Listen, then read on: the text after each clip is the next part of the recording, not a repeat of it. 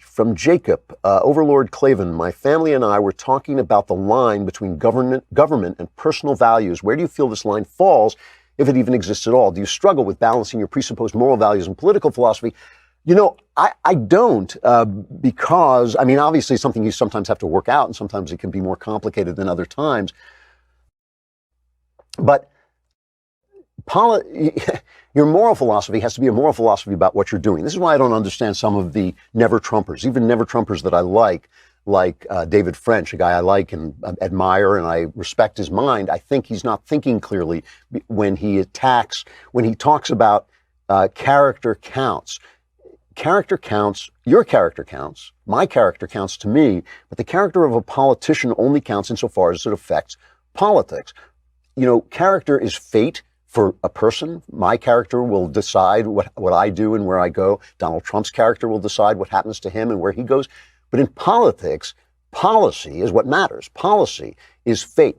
So if Donald Trump's character, and his character doesn't seem to me all that sound, if his unsound character affects policy, governance, the way this country is perceived in the world, the way this country behaves, then I have to have a problem with his moral character.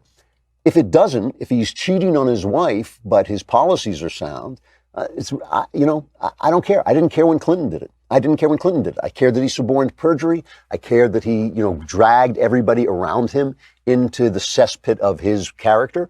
I care about that with Trump. I've talked about it with Trump. I hate the way he treats people that he hires. I hate the way he humiliates good people like Jeff Sessions in Twitter and in public. I despise it. I hate the fact that the way he has treated his wife now bleeds into the White House. All those things are a problem, but it's not my problem. It's not my morals. What I'm worried about is our freedom. As I said before, that's what I'm worried about. And so as long as he is governing within the Constitution, as long as he is governing for freedom, I'll support his policies and I'll support his administration and I'll vote for him if there's no one I think better on offer. I'm not going to cede the government to people who no longer believe in the Constitution because Donald Trump is a doofus. It's just not going to happen. So that's the way I look at it. I think each realm has its own ethics. Politics has a certain kind of ethic to it. There's a certain kind of corruption I will not abide in politics, and a certain kind of, like playing a little dicey at the edges that I'm just going to shrug because that is politics. That's the way politics works.